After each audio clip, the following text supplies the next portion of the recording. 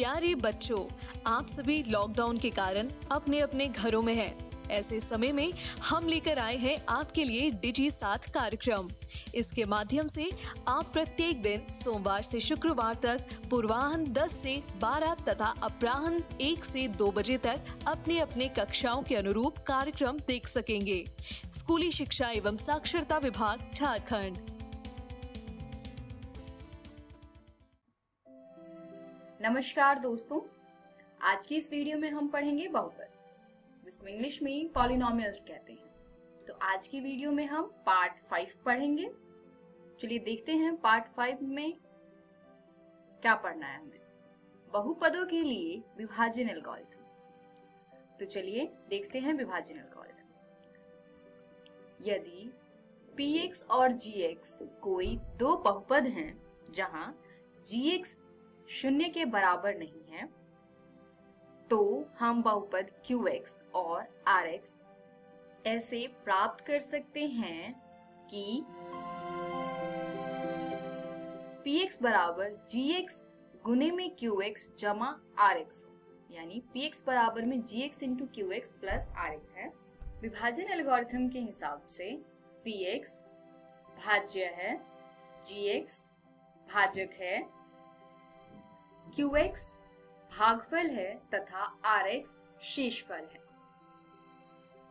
चलिए उदाहरण देखते हैं। एक 2x वर्ग प्लस 3x प्लस 1 को x प्लस 2 से भाग दीजिए और विभाजन एल्गोरिथम की सत्यता की जांच कीजिए।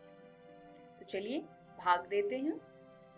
2x का वर्ग प्लस 3x प्लस 1 भाज्य है तथा x प्लस 2 भाजक है। अब हमें इस x में ऐसी संख्या से गुना करना है ताकि 2x का वर्ग आ जाए। तो अगर मैं x में 2x से गुना करूं तो 2x का वर्ग आ जाएगा, इसीलिए ये 2x हमारा भागफल होगा। अब इस 2x से हम x प्लस 2 में गुना करेंगे तो हमें प्राप्त होता है 2x का वर्ग जमा 4x। तो इसको हम लिखेंगे भाज्य के नीचे। अब घटा करने के लिए हमें इसके साइन को बदलना होगा, तो हम प्लस की जगह पर माइनस लिखेंगे तथा यहाँ पर क्योंकि कोई साइन नहीं है तो इसका अर्थ है कि यहाँ प्लस है, इसीलिए यहाँ पर भी माइनस लिखेंगे। अब अगर मैं 2x वर्ग में से 2x वर्ग को घटा दूं तो आंसर 0 आएगा। इसी प्रकार 3x में से अगर 4x घटाऊं तो माइनस का x आएगा। प्लस हम ऊपर से ये 1 नीचे लिख लेंगे। अब इस x में हमें ऐसी संख्या से गुना करना है ताकि माइनस का x आ जाए। तो अगर मैं -1 से x में गुना करूं तो माइनस का x आएगा। अब -1 से x प्लस 2 में गुना करने पर माइनस का x माइनस का 2 आएगा। आगे अब हम फिर से इसके साइन को चेंज करेंगे। माइनस जो है वो प्लस में बदल जाएगा तथा फिर से ये माइनस का साइन है तो ये भी प्लस में बदल जाएगा। अब माइनस के x में प्लस का x करने पर आंसर 0 आएगा तथा प्लस के 1 में प्लस का 2 करने पर प्लस का 3 आएगा, यानी ये जो प्लस का 3 है वो शेषफल है। तो चलिए अब हम विभाजन एल्गोरिथम की सत्यता की जांच करें। यहाँ पर px बराबर है 2x का वर्ग जमा 3x जमा 1 के, gx बराबर है x जमा 2 के, qx बराबर है 2x माइनस 1 के तथा rx बराबर है 3 के। तथा विभाजन एल्गोरिथम होता है px बराबर में gx इंटू में qx प्लस rx। तो यहाँ पे हम मान रखते हैं px, gx, qx तथा rx का। तो ये आएगा 2x का वर्ग प्लस 3x प्लस 1 बराबर में x प्लस 2 गुने में 2x माइनस 1 प्लस 3 इसको आगे हल करने पर ये आएगा 2x का वर्ग minus x plus 4x minus 2 plus 3। इसको आगे हल करते हैं हम तो ये आएगा 2x का वर्ग जमा 3x जमा 1। तो आप देख सकते हैं कि px का मान जो है वो बराबर आ गया है gx into qx plus rx के। तो यहाँ से विभाजन एल्गोरिथम की सत्यता की जांच हो गई है, दोनों बराबर हैं। इसी के साथ ये वीडियो समाप्त होती है।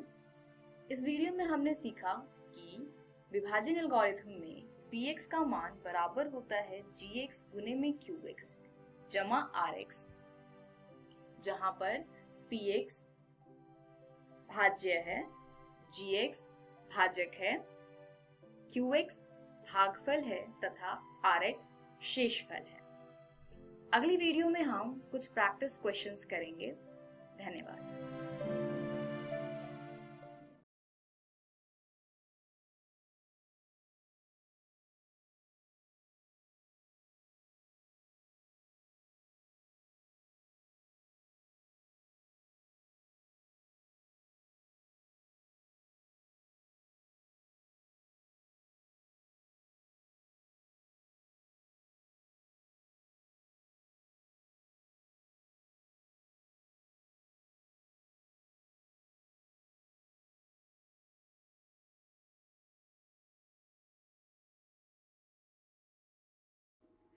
नमस्कार दोस्तों, आज की इस वीडियो में हम पढ़ेंगे बहुपद, जिसको इंग्लिश में पॉलिनोमियल्स कहते हैं। तो इस वीडियो में हम करेंगे कुछ प्रैक्टिस क्वेश्चंस।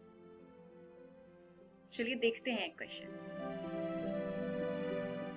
2x की पावर 4 माइनस 3x की पावर 3 माइनस 3x की पावर 2 प्लस 6x माइनस 2 के सभी शून्य ज्ञात कीजिए यदि आपको इसके दो शून्यक वर्गमूल 2 और माइनस वर्गमूल 2 ज्ञात है। हल देखते हैं। क्योंकि दो शून्यक वर्गमूल 2 और माइनस वर्गमूल 2 हैं, इसीलिए x माइनस वर्गमूल 2 गुने में x प्लस वर्गमूल 2 जो कि बराबर आता है x का वर्ग माइनस 2 दिए गए बहुपद का एक गुणक है। अब हम विभाजन एल्गोरिथम का प्रयोग करेंगे और दिए गए बहुपद को x वर्ग माइनस 2 से भाग करेंगे। दोस्तों, आप इस प्रश्न के हल को अपनी कॉपी में नोट करते रहें, क्योंकि एग्जामिनेशन पॉइंट ऑफ व्यू से ये प्रश्न बहुत ही इंपॉर्टेंट है। अब भाग देने के लिए हमने बहुपद को भाज्य के रूप में लिखा है तथा इसके गुणक यानी x वर्ग माइनस 2 को भाजक के रूप में लिखा है। अब भाग देने के लिए आपको पता होगा स्टेप्स कैसे करते हैं हमें क्या करना है, हमें x वर्ग में किसी ऐसी संख्या से गुना करना है ताकि 2x की पावर 4 आ जाए। इसके लिए हम क्या करेंगे, 2x की पावर 4 को भाग देंगे x स्क्वायर से यानी x वर्ग से, तो बराबर आएगा 2x का स्क्वायर यानी 2x वर्ग। अब इसको हम भागफल की जगह पर लिखेंगे और इस भागफल से हम इसके भाजक को पूरी तरीके से गुना करेंगे, यानी 2x वर्ग से हम गुना करेंगे x वर्ग माइनस 2 को। इससे हमें प्राप्त होगा 2x की पावर 4 माइनस 4x की पावर 2। इसको हम लिखेंगे भाज्य के नीचे कुछ इस प्रकार ताकि पद समान रहे, यानी कि 2x की पावर 4 को हम x की पावर 4 के नीचे लिखेंगे तथा माइनस 4x की पावर 2 को x की पावर 2 जहां है उसके नीचे लिखेंगे। अब इसको घटाने के लिए हमें इसके साइन को बदलना होगा। तो यहाँ पर माइनस का साइन है तो यहाँ प्लस का साइन आएगा। इसी प्रकार क्योंकि यहाँ पर कोई साइन नहीं है तो ये प्लस है और इसके नीचे हम माइनस लिखेंगे। अब 2x की पावर 4 में से अगर 2x की पावर 4 को घटा दे तो आंसर आएगा 0। इसी प्रकार -3x के वर्ग में 4x के वर्ग को जोड़ेंगे तो आंसर आएगा प्लस का x वर्ग। तो आप देख सकते हैं कि हमने x की पावर 4 के नीचे x की पावर 4 वाला पद लिखा था तथा x वर्ग के नीचे x वर्ग वाला पद लिखा था। अब बाकी पदों को हम नीचे लिखते हैं, जैसे -3x का घन प्लस का 6x माइनस का 2। अब फिर से हमें x स्क्वायर यानी x वर्ग में इसी संख्या से गुणा करना है ताकि -3x का घन आ जाए। तो इसके लिए हम क्या करेंगे, हम -3x घन को भाग देंगे x वर्ग से, तो हमें प्राप्त होता है -3x। यानी अब भागफल में हम -3x लिखेंगे और इस -3x से हम x वर्ग -2 को गुना करेंगे। तो गुना करने पर हमें प्राप्त होता है -3x का घन प्लस 6x। अब फिर से हम इसके नीचे इसको इस प्रकार लिखेंगे ताकि समान पद के नीचे समान पद आ पाए, जैसे x घन के नीचे x घन का पद तथा x के नीचे x का पद। अब फिर से हम इसके साइन को चेंज करेंगे। यहाँ पर घटा का साइन है यानी माइनस का साइन है तो प्लस का साइन आएगा, यहाँ पर प्लस का साइन है तो माइनस का साइन आएगा। अब -3x घन में अगर +3x घन करें तो आंसर 0 आएगा। इसी प्रकार प्लस 6x में से अगर माइनस का 6x करें तो आंसर 0 आएगा। बाकी पदों को हम नीचे लिख लेते हैं, जो है x का वर्ग -2। अब फिर से हम x वर्ग में इसी संख्या से गुना करेंगे ताकि x का वर्ग आए। तो क्योंकि दोनों संख्याएं समान हैं तो हम 1 से गुना करेंगे। 1 से गुना करने के बाद हमें यहाँ पर प्राप्त होगा x वर्ग -2। फिर से हम साइन को चेंज करेंगे, प्लस का माइनस तथा माइनस का प्लस। अब आप x स्क्वायर में से यानी x वर्ग में से x वर्ग को घटाएंगे तो आंसर 0 आएगा। इसी प्रकार -2 में प्लस का 2 करेंगे तभी भी आंसर 0 आएगा यानी कि 0। तो आप देख सकते हैं कि ये पूर्ण रूप से विभाजित हो गया है। चलिए आगे बढ़ते हैं। ये है हमारा भागफल। अब इसमें हम लगाएंगे विभाजन एल्गोरिथम। तो 2x की पावर 4 माइनस 3x की पावर 3 माइनस 3x की पावर 2 प्लस 6x माइनस 2 बराबर आएगा x का वर्ग -2 गुने में 2x का वर्ग -3x प्लस 1। अब हम इसको आगे फिर से गुणनखंडन करेंगे। इसका गुणनखंड करने पर 2x माइनस 1 गुने में x माइनस 1 इसका गुणनखंड प्राप्त हुआ है।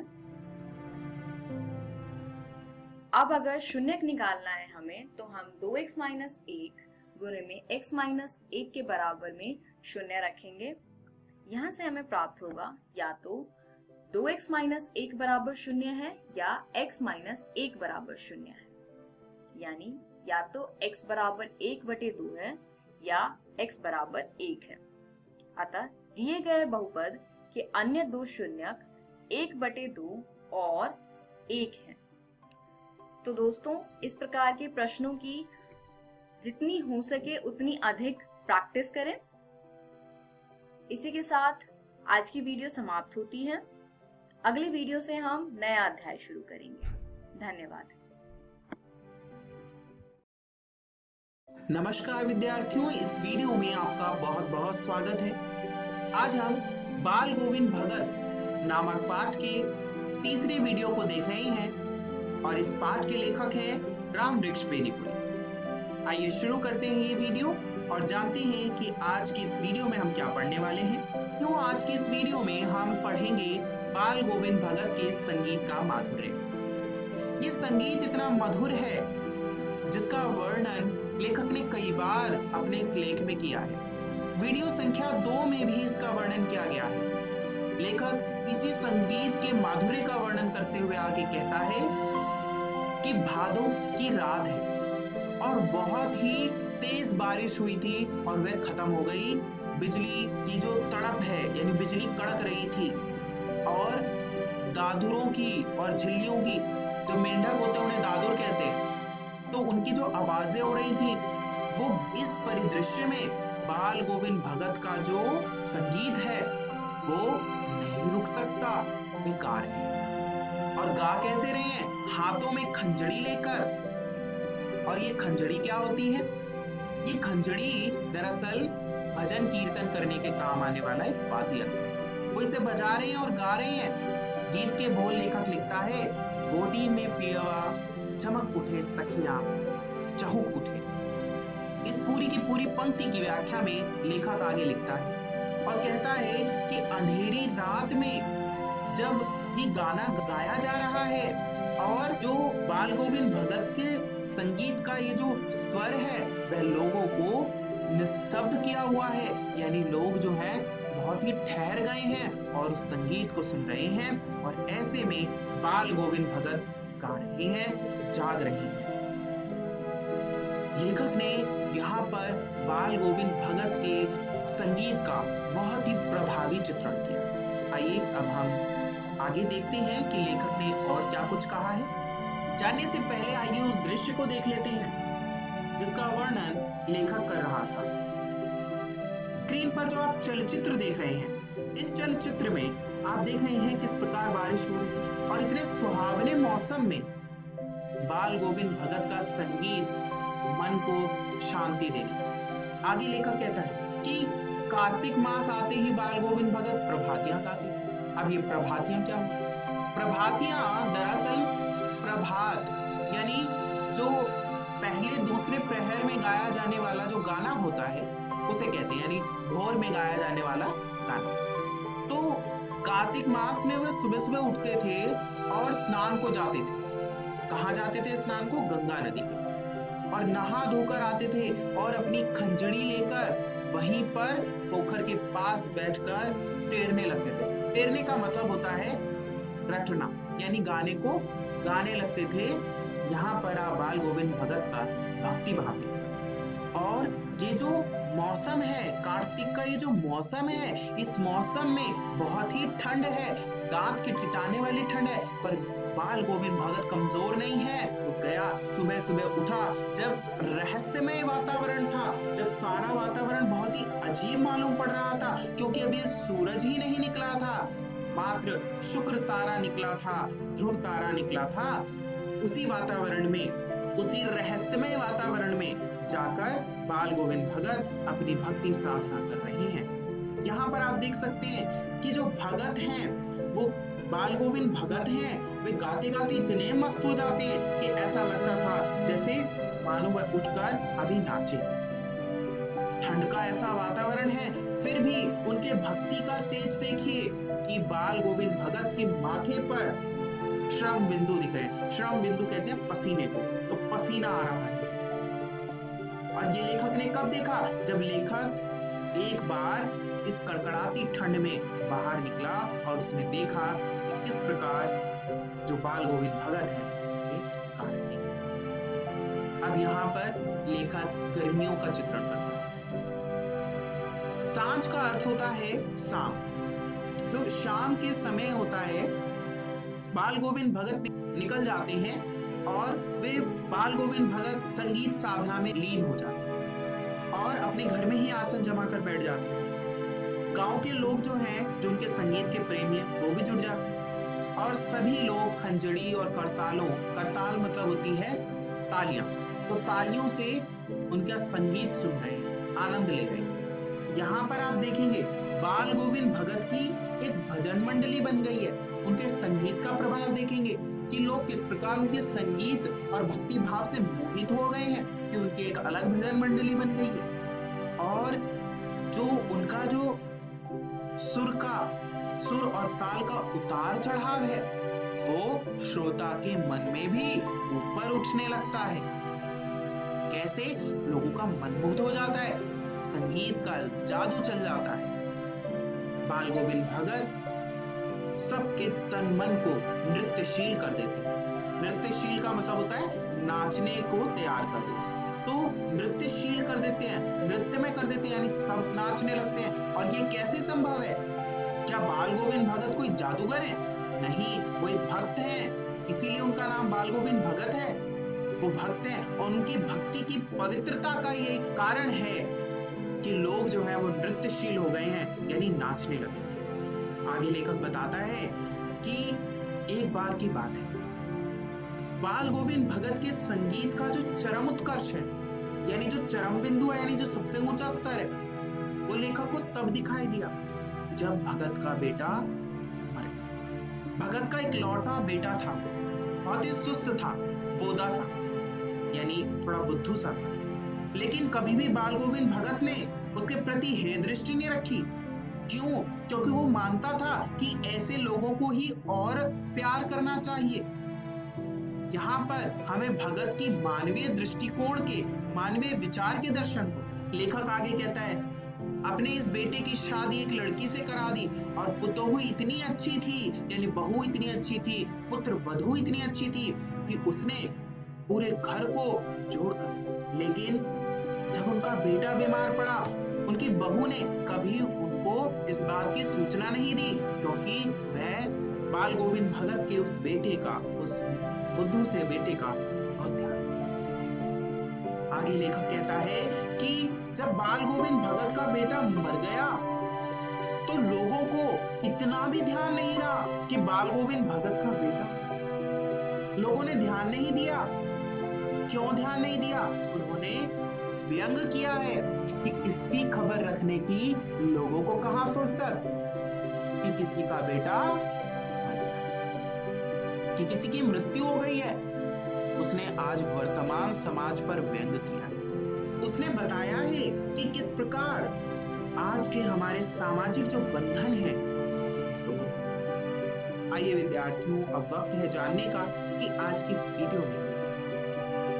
आज की इस वीडियो में हमने जाना कि बाल गोविंद भगत की संगीत साधना कैसी, साथ ही लेखक की रचना शैली जो है उसकी क्या क्या विशेषता है। मुझे आशा है कि घर पर जाकर इस पाठ को पढ़कर आप दिए गए प्रश्नों का उत्तर लिखने का प्रयास करेंगे। साथ ही अगली वीडियो देखने के लिए आप शेष पाठ पढ़कर आएं। इस वीडियो को देखने के लिए बहुत बहुत धन्यवाद। नमस्कार विद्यार्थियों, इस वीडियो में आपका बहुत बहुत स्वागत है।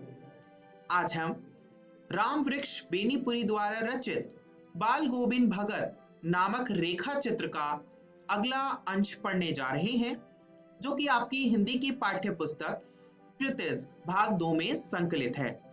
आइए शुरू करते हैं ये वीडियो और जानते हैं कि आज इस वीडियो में हम क्या जानेंगे। आज की इस वीडियो में हम सबसे पहले बाल गोविंद भगत की जीवनचर्या जानेंगे। आइए शुरू करते हैं ये पाठ और जानते हैं बाल गोविंद भगत की जीवनचर्या के बारे में। अब तक हमने जाना बाल गोविंद भगत एक साधु की तरह दिखने वाले व्यक्ति थे, साथ ही वह गृहस्थ भी थे। आगे लेखक कहता है कि जो बाल गोविंद भगत है वे खेती बाड़ी करते थे, परिवार भी रखते थे, लेकिन बाल गोविंद भगत साधु थे। अब आपके मन में प्रश्न उठ रहा होगा कि पहले तो लेखक कह रहा था कि बाल गोविंद भगत गृहस्थ हैं, अब वह साधु कह रहा है। यहाँ पर लेखक बाल गोविंद भगत के चरित्र के बारे में बता रहा है कि जो बाल गोविंद भगत है वह अपने व्यक्तित्व से, अपनी सोच से साधु थे, सज्जन थे और कबीर पंथी थे, यानी कबीर की पूजा करते थे। साधु थे तो किसी ना किसी की आराधना तो करते ही हैं, तो वह कबीर की साधना करते थे। ये वही कबीर हैं जिसका अध्ययन आपने 9वीं कक्षा की हिंदी की पाठ्य पुस्तक में किया था। तो जो बाल गोविंद भगत हैं वे कबीर दास की उपासना करते थे, उन्हें ही साहब मानते थे। साहब का मतलब होता है श्रद्धेय, श्रेष्ठ, श्रद्धेय, श्रेष्ठ। और कबीर के नियमों का पालन भी करते थे। कैसे कैसे नियम करते थे? देखिए, कबीर दास के ही गीत गाते थे, उन्हीं के आदर्शों पर चलते थे, कभी झूठ नहीं बोलते थे, हमेशा खरा व्यवहार रखते थे। खरा व्यवहार यानी मन में कोई बात ना रखना, जो स्पष्ट बात हो वही कहना। और किसी से भी बात करने में कभी संकोच नहीं करते थे और ना ही किसी से झगड़ा करते थे। किसी की चीज बिना पूछे इस्तेमाल भी नहीं करते थे और इन सारे नियमों का इतनी कड़ाई से पालन करते थे कि लोगों को भी हैरानी होती थी। इससे हमें पता चलता है कि जो बाल गोविंद भगत है वो एक अनुशासित व्यक्ति थे। साथ ही वह लोगोन्मुखी विचार रखते थे, यानी लोगों का हित चाहने का सोचते थे। कैसे लोगों का हित चाहने का सोचते थे? यानी जो कुछ भी खेत में पैदा होता था वह कृषि करते थे। जो कुछ भी खेत में पैदा होता था उसे ले जाकर वह कबीर के दरबार में रख देते थे। क्यों रख देते थे? कबीर को उसकी क्या आवश्यकता होती थी? कोई आवश्यकता नहीं होती थी। जो लोग उस चीज की जरूरत महसूस करते थे वह उसे अपने घर ले जाते होंगे, उससे कुछ सामान लेते होंगे, यानी वहां पर रखे हुए सामानों को प्रयोग करते होंगे। तो वह लोगों का सोचते थे, लोगोन्मुखी विचार था उनका। साथ ही वे त्यागी थे। अपने घर की पूरी फसल ले जाकर कबीर के मंदिर में रख देना और उससे जो कुछ बचे, जो प्रसाद बचे, उसे ही अपने घर में लेकर आना और अपना जीवन चलाना। इससे मनुष्य की त्यागी प्रवृत्ति का पता चलता है। स्क्रीन पर जो आप बिंदु देख रहे हैं, ये जो बिंदु हैं वे सभी बाल गोविंद भगत के चरित्र की विशेषताएं हैं। इन सब से हमें यह पता चला कि बाल गोविंद भगत कबीर पंथी थे, जो कि बहुत ही अनुशासित थे। कभी झूठ नहीं बोलते थे, कभी किसी से झगड़ा नहीं करते थे। साथ ही वे त्यागी प्रवृत्ति के थे, त्याग करना जानते थे। उन्हें कभी मोह नहीं था संसार का और लोकोद्धार की भावना थी, यानी लोगों का हित करना चाहते थे। आइए अब आगे पढ़ते हैं। अब लेखक कहता है कि ये सब तो उनकी अच्छी बातें हैं ही। जैसे अभी हमने कहा कि बाल गोविंद भगत के चरित्र की बहुत सारी विशेषताएं थी, तो ये सब तो विशेष बात है ही, पर लेखक को जो सबसे अच्छी बात लगती थी वो लगती थी उसका मधुर गाना। यानी बाल गोविंद भगत जो हैं वे बहुत ही मधुर गाते थे। और यहाँ पर आगे लेखक कहता है कि जो आषाढ़ की बारिश हो रही है, रिमझिम रिमझिम बारिश हो रही है और चारों ओर खेतों में चारों ओर हरियाली छाई हुई है, हल चल रहे हैं, रोपनी चल रही है और ऐसे में जो आसमान है वो बादल से घिरा हुआ है, धूप नहीं है, ठंडी ठंडी प्रवाही चल रही है और जो बाल गोविंद भगत हैं वो अपने खेत में काम कर रहे हैं, कीचड़ से लिपटे हुए शरीर में रोपनी कर रहे हैं। यहाँ पर आप देखेंगे कि लेखक ने कितनी विशेष प्रकार की शैली का प्रयोग किया है कि आषाढ़ के मौसम का वर्णन भी किया है और उस पूरे वर्णन को लाकर स्थापित कर दिया है पाठ के विषय की ओर, जो कि है बाल गोविंद भगत। अब देखिए कैसे वो जोड़ता है बाल गोविंद भगत से ये दृश्य। वे कहता है कि उनकी उंगली एक एक करके धान के पौधों को रोप रही है और उनका जो कंठ है वह संगीत का ऐसा स्वर उत्पन्न कर रहा है जो कि स्वर्ग की ओर जा रहा है। यानी भगत का जो गीत है वो बहुत ही मधुर है। यहाँ पर लेखक ने उसके गीतों की मधुरता का वर्णन किया है और उसके जो गीत का जादू है वो इस कदर है कि लोग साथ ही साथ गुनगुनाने लगे हैं उसके गीत के। और जो रोपने का क्रम है वह संगीत के आधार पर चल रहा है, यानी जो लोग रुपाई कर रहे हैं वो संगीत को आधार बनाकर उंगलियों को एक क्रम से लगा रहे हैं और यही जो है वह बाल गोविंद भगत के संगीत का जादू है जिसे लेखक ने लिपिबद्ध किया है। इस पूरे वर्णन को जब आप पढ़ेंगे तो आप देखेंगे कि इस गद्य में काव्यात्मक रूप है ये गद्य का, कि लेखक ने कितनी सुंदरता से प्रकट किया है, कितना रसात्मक है ये। और यही लेखक की विशेष शैली है। आइए जानते हैं कि आज इस वीडियो में हमने क्या सीखा। आज के इस वीडियो में हमने बाल गोविंद भगत की जीवनचर्या कैसी थी इसका वर्णन किया और हमने जाना कि बाल गोविंद भगत के संगीत का माधुर्य कैसा था, कितनी मधुरता थी उसके संगीत में। स्क्रीन पर जो प्रश्न विद्यार्थियों आप देख रहे हैं, इन प्रश्नों का उत्तर आप घर जाकर पाठ को पढ़कर लिखने का प्रयास कीजिएगा और मुझे आशा है आप जरूर करेंगे। साथ ही अगली वीडियो को समझने के लिए शेष पाठ पढ़कर आएं। आपको पता ही है शेष पाठ कहां से पढ़ना है, आपकी हिंदी की पाठ्य पुस्तक क्षितिज भाग 2 से। अंत में विद्यार्थियों, इस वीडियो को देखने के लिए बहुत बहुत धन्यवाद। प्यारे बच्चों, आप सभी लॉकडाउन के कारण अपने अपने घरों में हैं। ऐसे समय में हम लेकर आए हैं आपके लिए डिजी साथ कार्यक्रम। इसके माध्यम से आप प्रत्येक दिन सोमवार से शुक्रवार तक पूर्वाह्न 10 से 12 तथा अपराह्न 1 से 2 बजे तक अपने अपने कक्षाओं के अनुरूप कार्यक्रम देख सकेंगे। स्कूली शिक्षा एवं साक्षरता विभाग, झारखंड।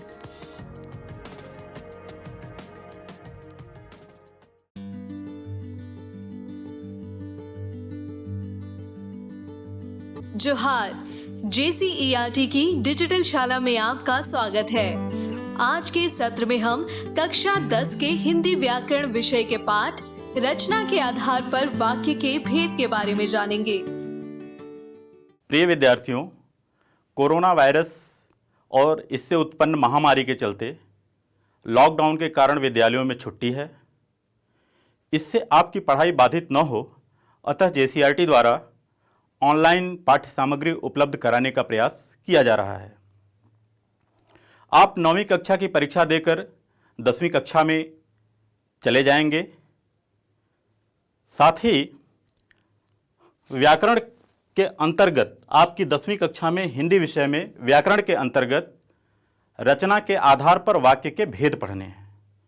तो हम देखते हैं कि वाक्य क्या है। आज के इस वीडियो में वाक्य क्या है और रचना के आधार पर उसके भेद क्या हैं, यह हम देखेंगे। यहां लाल घेरे में कुछ शब्द लिखे हुए हैं। शब्दों का समूह है। माध्यम, हूं, मैं, ऑनलाइन, से, पढ़ता, में, छुट्टी। क्या आपको कुछ समझ में आया? और नहीं आया तो क्यों? यहां आप देख रहे हैं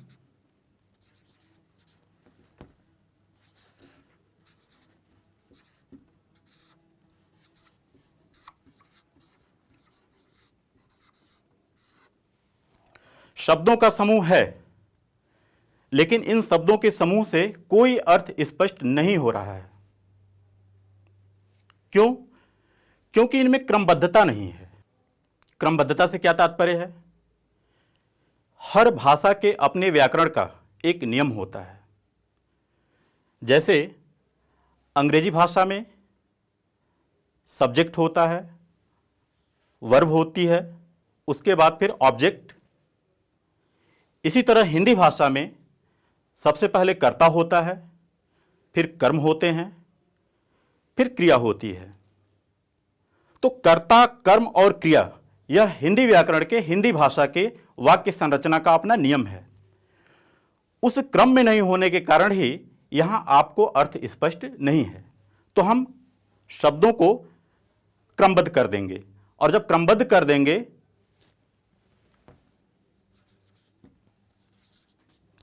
क्रमबद्धता लाते ही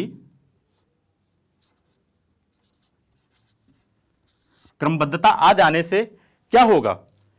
इसका अर्थ स्पष्ट हो जाएगा, सार्थकता आ जाएगी। तो हम क्रमबद्ध करके देखते हैं। सबसे पहले इसको लेते हैं। मैं करता है, छुट्टी में,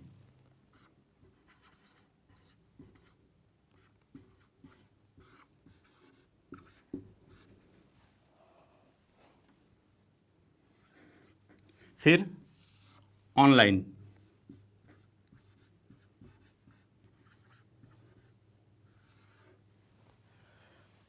माध्यम,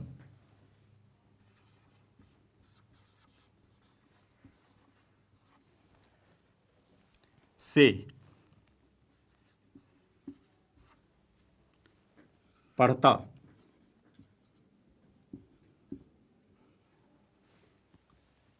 हूं।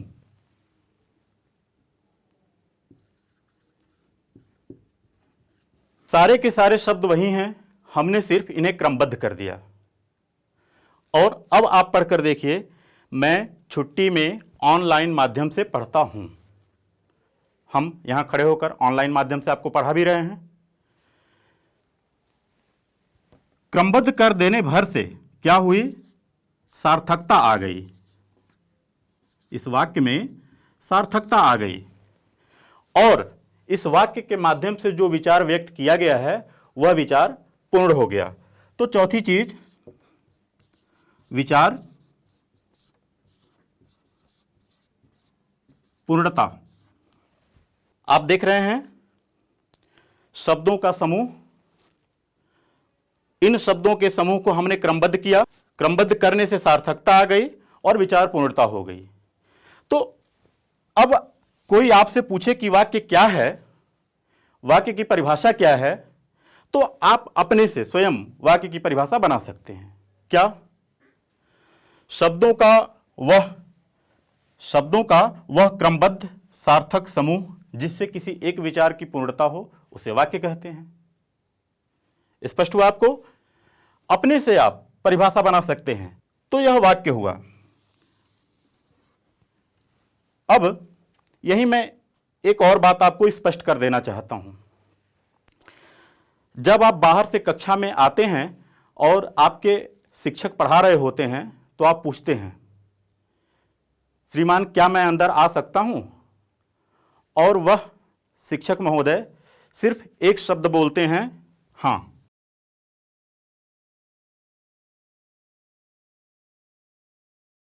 केवल एक शब्द हां सुनते ही आप समझ जाते हैं कि सर हमें अंदर बुला रहे हैं। क्यों? तो इसे हम क्या कहेंगे इस हां को?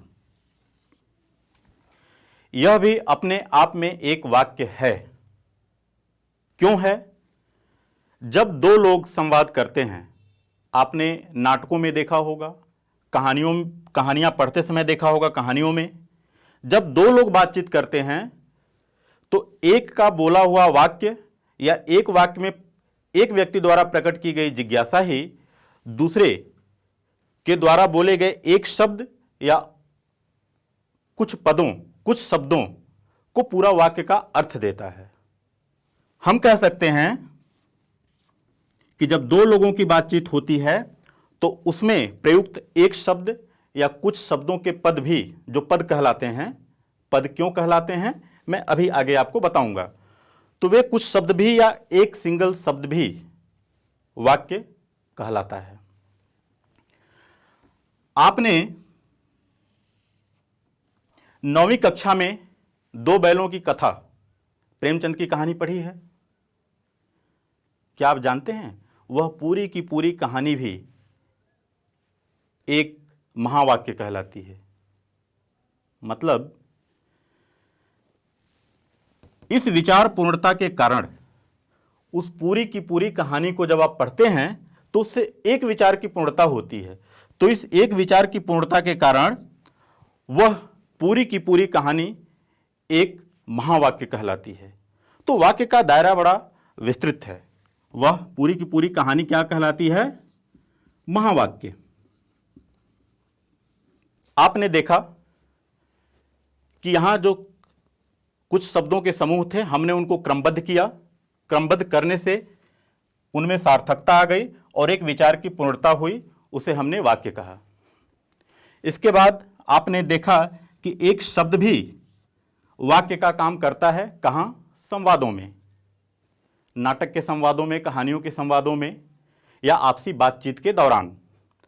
आप यह भी जानें कि पूरा का पूरा आपका एक पाठ जिनमें हजारों शब्द होते हैं वह भी एक महावाक्य कहलाता है। क्यों? क्योंकि उससे एक अर्थ या एक विचार की पूर्णता होती है। अब हम आते हैं वाक्य की परिभाषा पर। वाक्य की परिभाषा कैसे बनाएंगे? यहां शब्दों का समूह तो है जरूर, लेकिन जब वाक्य की परिभाषा बनाएंगे तो हम शब्दों नहीं लिखेंगे उस परिभाषा में। क्या लिखेंगे? मैं परिभाषा पढ़ता हूं, आप देखें। पदों का वह क्रमबद्ध एवं सार्थक समूह जिससे किसी एक विचार की पूर्णता होती है उसे हम वाक्य कहते हैं। आप देख रहे हैं यहाँ शब्दों का समूह है, लेकिन परिभाषा में मैं बोल रहा हूं पदों का वह क्रमबद्ध एवं सार्थक समूह। तो शब्द और पद ये दोनों क्या हैं और इन दोनों में क्या अंतर है, आइए मैं आपको समझाता हूं। आप कोई एक शब्द ले लीजिए, गया।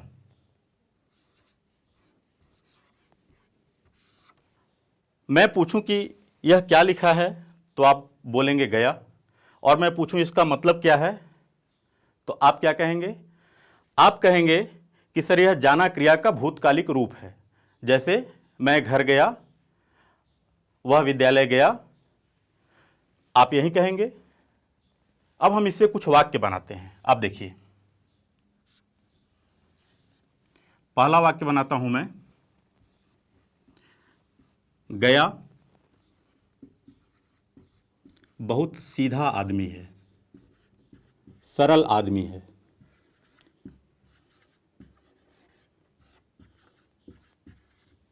गया बहुत सरल आदमी है, सरल स्वभाव का आदमी है। एक और वाक्य आप देख लीजिए, मैं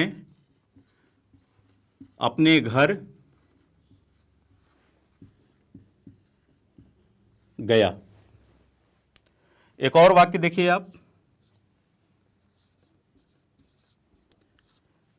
मेरा घर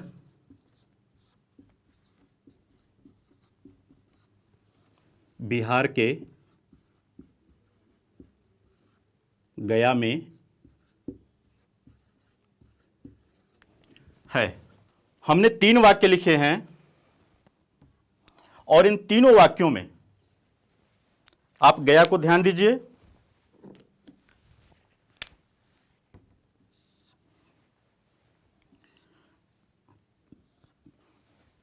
यहां गया क्या है? एक आदमी है,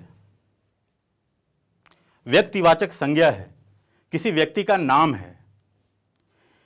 यहां गया क्या है? क्रिया है, भूतकाल की क्रिया है, जाना क्रिया का भूतकालिक रूप है। यहां गया क्या है?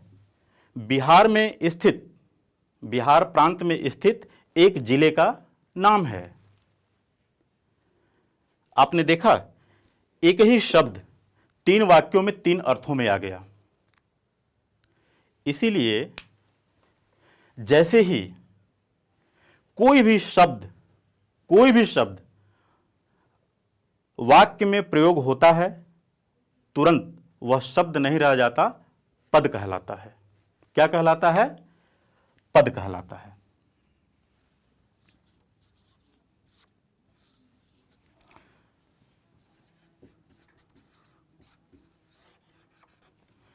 गया शब्द हमने लिया था, 3 वाक्य बनाए। अब इसमें देखिए कितने पद हैं, 1 2 3 4 5।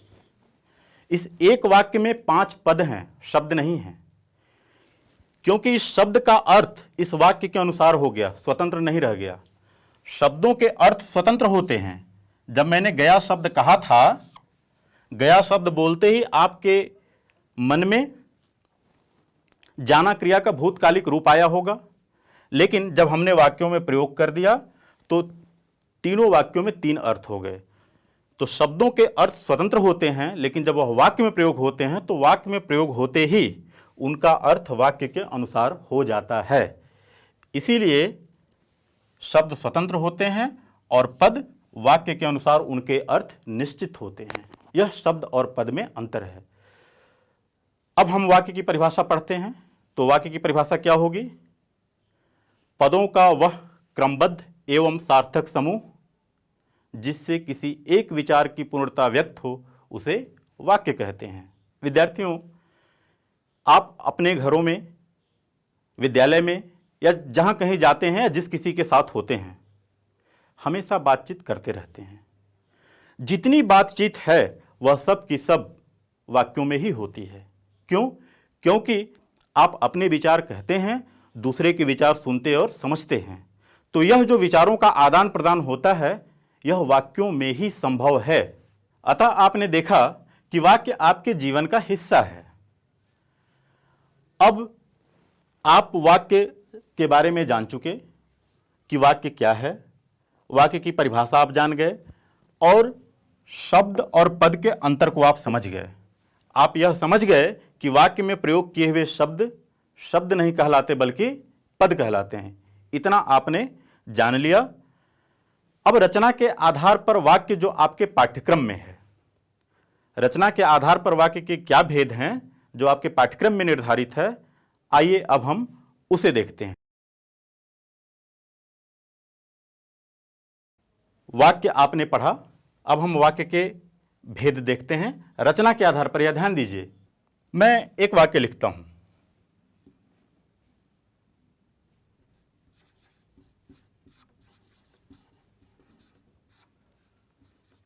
शिक्षक अब ऑनलाइन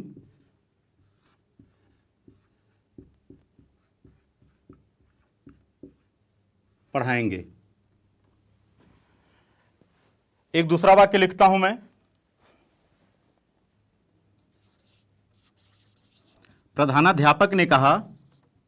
आप ध्यान देते चलेंगे वाक्यों पर, मैं क्या लिख रहा हूं और अंतर में पूछूंगा, आपको बताना है। प्रधानाध्यापक ने कहा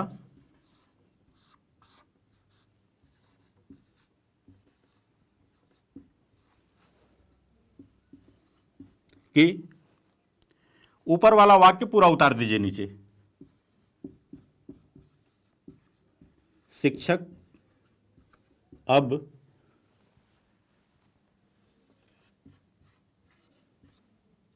ऑनलाइन पढ़ाएंगे।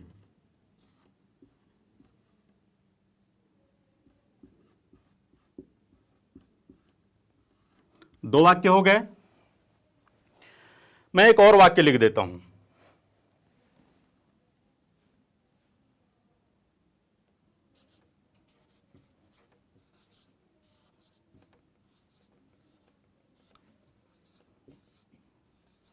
लॉकडाउन के कारण विद्यालय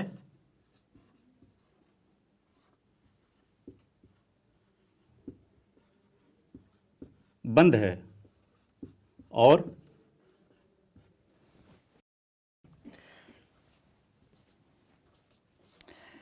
इसमें और के बाद अब पहला या दूसरा कोई भी एक वाक्य आप जोड़ दीजिए, तो क्या हो जाएगा। यह तीसरा वाक्य, लॉकडाउन के कारण विद्यालय बंद है और शिक्षक अब ऑनलाइन पढ़ाएंगे, या लॉकडाउन के कारण विद्यालय बंद है और प्रधानाध्यापक ने कहा कि शिक्षक अब ऑनलाइन पढ़ाएंगे।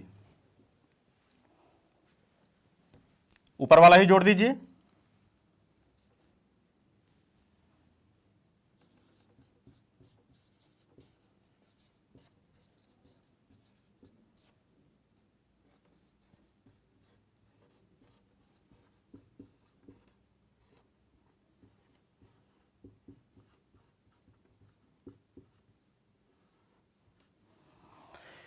तीन वाक्य आपके सामने हैं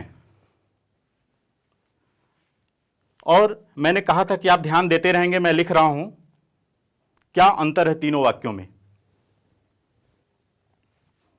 सोचिए, पहले वाक्य में आप देख रहे होंगे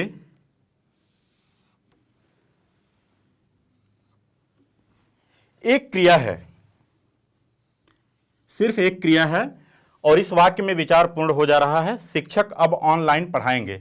आप समझ गए कि शिक्षक ऑनलाइन पढ़ाएंगे, यह विचार पूर्ण हो जा रहा है। दूसरे वाक्य में एक क्रिया यहां है और दूसरी क्रिया यहां है।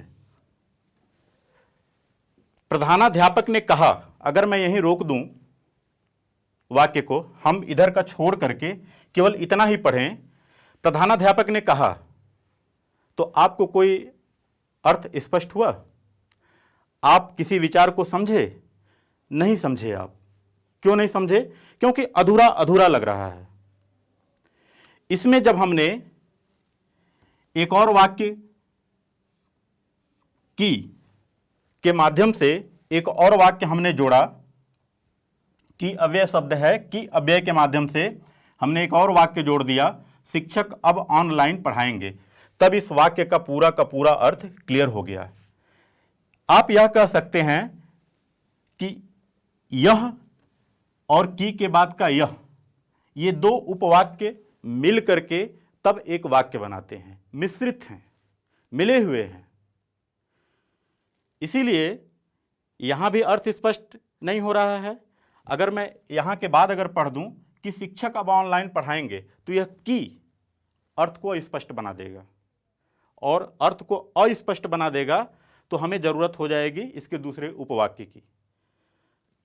तीसरे वाक्य को देखिए क्या है। अगर और को आप छिपा ले जाएं और इस वाक्य को पढ़िए, लॉकडाउन के कारण विद्यालय बंद है, तो आपको पूरा का पूरा अर्थ क्लियर है, अर्थ स्पष्ट है, विचार पूर्णता भी है। लॉकडाउन के कारण विद्यालय बंद है, आपको पूरा विचार, पूरी की पूरी बात आप समझ रहे हैं इसमें। और के माध्यम से हमने एक दूसरा वाक्य जोड़ दिया, शिक्षक अब ऑनलाइन पढ़ाएंगे, इस वाक्य का भी अर्थ स्पष्ट है। तीनों में अब अंतर आप समझ गए होंगे। यहां पहले वाक्य में सिर्फ एक क्रिया है, दूसरे वाक्य में दो क्रियाएं हैं और दो काम हो रहे हैं। प्रधानाध्यापक ने कहा एक, और शिक्षक अब ऑनलाइन पढ़ाएंगे दूसरा। ये दोनों मिश्रित हैं, मिले हुए हैं। और तीसरे में दो स्वतंत्र वाक्य इस और संयोजक अव्यय पद के माध्यम से जुड़े हैं। तो जो वाक्य सिर्फ एक क्रिया रखते हैं, यानी एक उद्देश्य, एक विधेय रखते हैं, उद्देश्य और विधेय क्या होता है मैं आपको विस्तार से पूरा पढ़ाऊंगा अगले खंड में। अभी आप इसे देख लें कि जो वाक्य सिर्फ एक क्रिया रखते हों, सिर्फ एक विधेय रखते हों, वे क्या कहलाते हैं? सरल वाक्य कहलाते हैं, साधारण वाक्य कहलाते हैं। अंग्रेजी में इनको सिंपल सेंटेंस कहते हैं। दूसरे वाक्य जो दो उपवाक्यों से बने होते हैं, दोनों उपवाक्य जुड़कर, मिश्रित होकर के, मिल करके उसके अर्थ को स्पष्ट करें, तो वे वाक्य मिश्र वाक्य, मिश्रित वाक्य या अंग्रेजी में कॉम्प्लेक्स सेंटेंस कहलाते हैं। तीसरे वाक्य वे होते हैं जो दो वाक्यों के जोड़ से बने होते हैं। दो वाक्य जुड़कर तीसरे प्रकार के वाक्य होते हैं वे जब दो प्रकार के वाक्य, चाहे एक साधारण वाक्य और एक मिश्रित वाक्य, चाहे दोनों मिश्रित वाक्य, चाहे एक सरल वाक्य और एक मिश्रित वाक्य, जुड़ करके जब वाक्य बनाते हो तो उनको संयुक्त वाक्य कहते हैं। अंग्रेजी में उनको कंपाउंड सेंटेंस कहते हैं। संयुक्त वाक्य या कंपाउंड सेंटेंस की खासियत यह है कि इसमें दो वाक्य जुड़े होते हैं और संयोजक अव्यय के माध्यम से।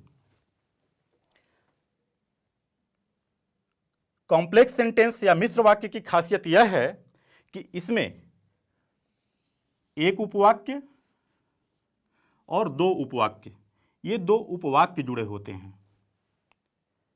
और सरल वाक्य, साधारण वाक्य की खासियत यह है कि इसमें सिर्फ और सिर्फ एक विधेय ही होता है, उद्देश्य भी एक होता है और विधेय भी एक होता है। कभी कभी कुछ अपवादों में उद्देश्य दो मिल जाते हैं, ध्यान रखिएगा, लेकिन विधेय हमेशा एक होगा। विधेय क्रिया को कहते हैं, हमेशा एक होगा। तो आपने रचना के अनुसार वाक्य के क्या भेद हैं, आपने यह देखा। क्या क्या भेद हैं? पहला है सरल वाक्य, दूसरा है मिश्र वाक्य और तीसरा है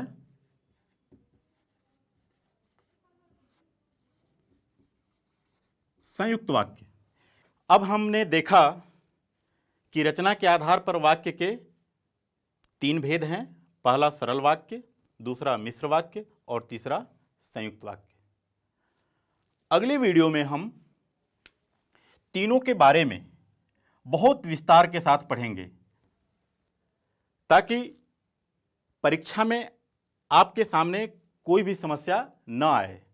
परीक्षा में इन तीनों के आधार पर कैसे प्रश्न बनाए जाते हैं, किस तरह के प्रश्न आएंगे, उन सब को बताते हुए मैं विस्तार के साथ इस पर चर्चा करूंगा और सारी बातों को बताऊंगा। अभी आप केवल इतना समझ लें, हमने क्या बताया, सरल वाक्य। सरल वाक्य में क्या होता है, एक उद्देश्य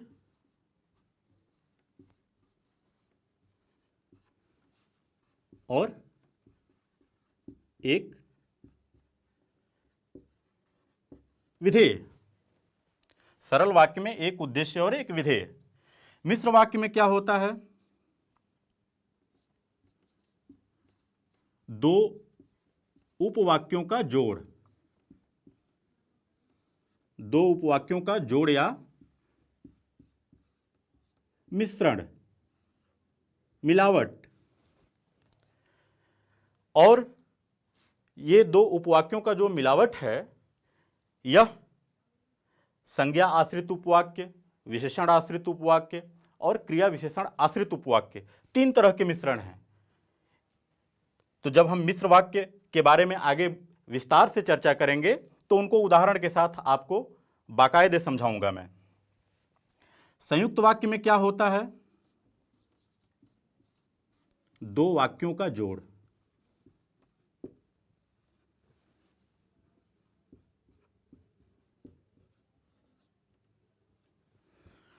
सरल वाक्य में एक उद्देश्य और एक विधेय, मिश्र वाक्य में दो उपवाक्यों का मिश्रण और संयुक्त वाक्य में दो वाक्यों का जोड़।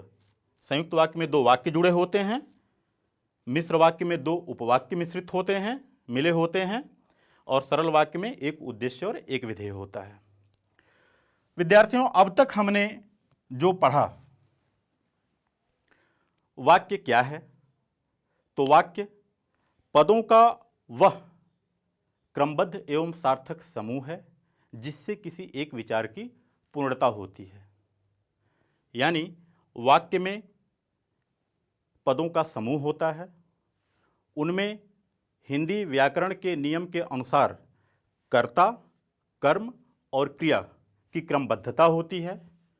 यह क्रमबद्धता होने से ही उसमें सार्थकता आती है और जिस उद्देश्य से वह वाक्य लिखा गया है उस विचार से आप अवगत हो जाते हैं। ये चार चीज़ें होती हैं वाक्य में। इसके साथ ही साथ हमने यह जाना कि एक शब्द भी एक वाक्य हो सकता है और एक पूरा का पूरा हजारों शब्दों का पाठ भी एक महावाक्य होता है। कैसे होता है, हमने हाँ और दो बैलों की कथा कहानी के माध्यम से यह देखा। साथ में हमने शब्द और पद में क्या अंतर है यह जाना। शब्द स्वतंत्र अर्थ रखते हैं, लेकिन जैसे ही वह वाक्य में प्रयुक्त होते हैं या उनमें विभक्तियां जुड़ जाती हैं, उनका अर्थ वाक्य के अनुसार निश्चित हो जाता है। तो शब्द और पद में यह अंतर है, हमने देखा। अब हमने रचना के आधार पर वाक्य के भेद देखे। रचना के आधार पर वाक्य के यह तीन भेद हैं, सरल वाक्य, मिश्र वाक्य और संयुक्त वाक्य। इनमें इन तीनों वाक्यों में कौन कौन सी महत्वपूर्ण और सूक्ष्म बातें हैं जिनके आधार पर परीक्षा में प्रश्न बनाए जाते हैं, या इन तीनों वाक्यों को एक दूसरे में बदलने के लिए जो पूछा जाता है, कहा जाता है कि सरल वाक्य को मिश्र वाक्य में बदलिए, पूछ दिया जाएगा परीक्षा में।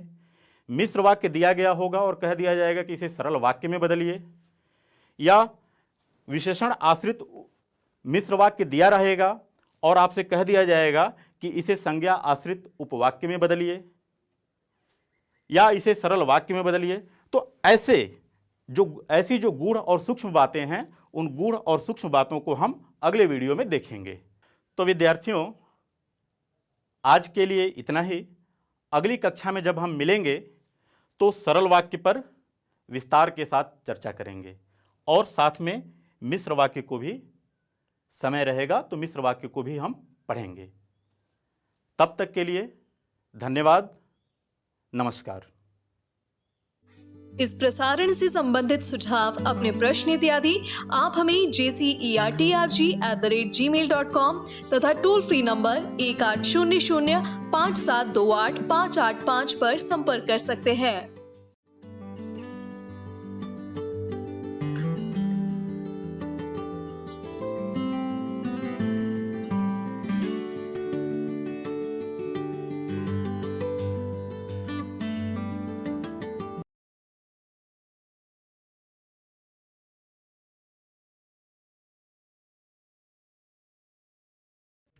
इस प्रसारण से संबंधित सुझाव, अपने प्रश्न इत्यादि आप हमें jcertrg@gmail.com तथा टोल फ्री नंबर 1800-5728-585 पर संपर्क कर सकते हैं।